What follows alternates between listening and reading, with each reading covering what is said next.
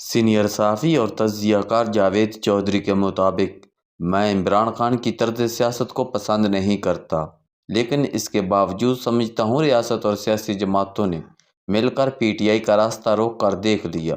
عمران خان کو جیل میں ڈال دیا گیا، اسے سائفر توشہ خانہ اور عدت میں نکاح کے جرم میں 31 سال قید اور 1 ارب 57 کروڑ روپے جرمانہ بھی کر دیا گیا۔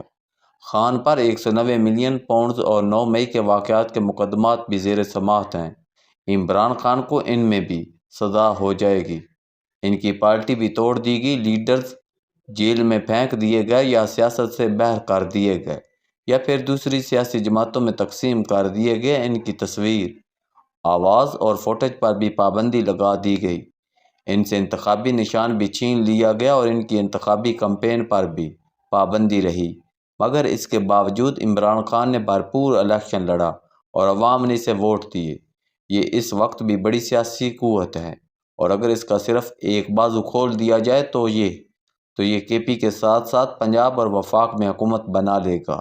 لہٰذا میں تمام تر مخالفت اور ناپسندیدگی کے باوجود یہ سمجھتا ہوں حکومت بنانا اب عمران خان کا حق تھا۔ عوام نے اگر اسے ووٹ دیے ہیں اور عوام اگر اسے حکمران دیکھنا چاہتے ہیں تو پھر اسے موقع ملنا چاہیے، اور سیاسی جماعتوں اور ریاست کو کھلے دل کے ساتھ پی ٹی آئی کا مینڈیٹ تسلیم کرنا چاہیے۔ ان نتائج کے بعد پی ٹی آئی کو نہ ماننا ملک اور جمہوریت کے ساتھ بھی زیادتی ہوگی، اور میاں نواز شریف اور آصف علی زرداری کے ساتھ بھی ہمیں یہ بھی ماننا ہوگا۔ پی ڈی ایم کی 16 ماہ کی حکومت نے ملک کی پرانی سیاسی جماعتوں کے ساتھ ساتھ ملکی معیشت کا جنازہ بھی نکال دیا تھا۔ آج اگر میاں نواز شریف اکیلے کھیل کر بھی ہار گئے ہیں تو اس کی وجہ 16 ماہ کی خوفناک سیاسی غلطیاں تھیں۔ یہ اگر سن 2022 میں عمران خان کو نہ ہٹاتے یا نئے الیکشن کی طرف چلے جاتے تو آج صورتحال مختلف ہوتی، لیکن بہرحال جب انسان کی عقل معاف ہو جائے تو پھر اس کا یہی نتیجہ نکلتا ہے۔ میاں صاحب اگر آپ بھی مانگے تانگے کی حکومت بنا کر پی ڈی ایم کا تجربہ دہراتے ہیں تو اس بار نتیجہ پہلے سے بھی زیادہ خوفناک نکلے گا۔ عمران خان انہیں جیل میں بیٹھ کر چلنے نہیں دے گا۔ یہ اتحادیوں کو سنبھال کر بھی تھک جائیں گے، ملک کا ریاسہ بیڑا بھی غرق ہو جائے گا اور آخر میں ان کی پارٹی بھی زیرو ہو جائے گی۔ یہ لوگ اس کے بعد بلدیاتی الیکشن بھی لڑنے کے قابل نہیں رہیں گے۔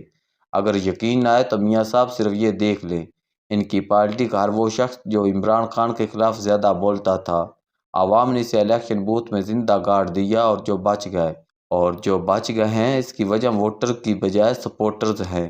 میاں صاحب کے آروز نے 20 سیٹیں دی ہیں۔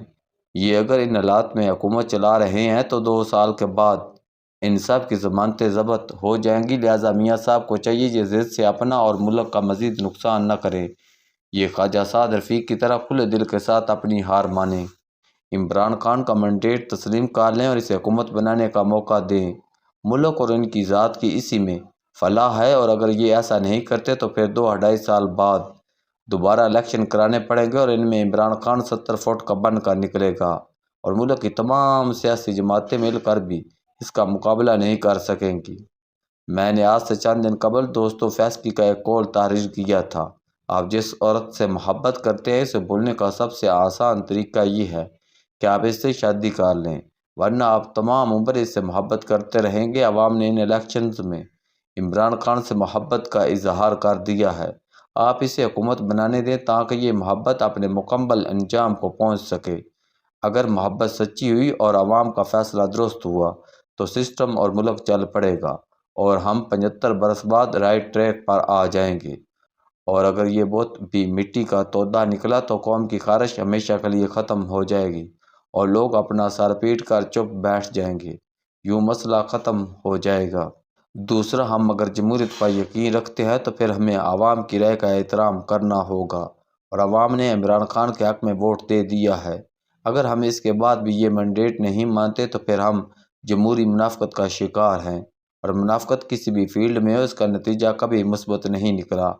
لہٰذا ہم خود کو جمہوری ثابت کریں یا پھر جمہوریت کا راگ بند کر دیں، ہمیں پھر اب جمہوریت کو سلام کر کے کھل کر ایک ہی بار ملک میں امریت کا اعلان کر دینا چاہیے، تاکہ عوام کی انتخابی خواہش بھی ختم ہو جائے اور اربوں روپے بھی بچ جائیں۔ ہم ہر سال اسمبلیوں اور سینٹ پر کھربوں روپے ضائع کرتے ہیں۔ قومی اسمبلی کی 1 منٹ کی کارروائی پر 2.25 لاکھ روپے خرچ ہوتے ہیں، یہ بھی بچ جائیں گے۔ کیا یہ تماشا نہیں؟ قوم 4-5 سال بعد الیکشن پر 100 ارب روپے ضائع کرتی ہے۔ سیاسی جماعتیں بھی اقتدار میں آنے کے لیے اربوں روپے خرچ کر دیتی ہیں، لیکن اس ساری ایکسرسائز کے بعد آخر میں صرف وہ پارٹی حکومت بنا پاتی ہے جسے اسٹیبلشمنٹ اقتدار میں دیکھنا چاہتی ہے، جبکہ دوسری سیاسی جماعتیں سڑکوں پر مارچ کرتی رہتی ہیں۔ لہذا اس ساری ایکسرسائز کا کیا فائدہ ہوا؟ ملک کا امن بھی گیا، ریاستوں پر یقین بھی کم ہوتا چلا گیا، عوام کا دل بھی ٹوٹ گیا، دنیا کو بھی ہماری جمہوریت پر اعتماد نہ رہا، اسٹیبلشمنٹ کی ذمہ داریاں بھی بڑھ گئیں اور قوم کا سرمایہ بھی ضائع ہو گیا۔ آخر اس نام نہاد جمہوری کھیل کا کیا فائدہ ہو رہا ہے؟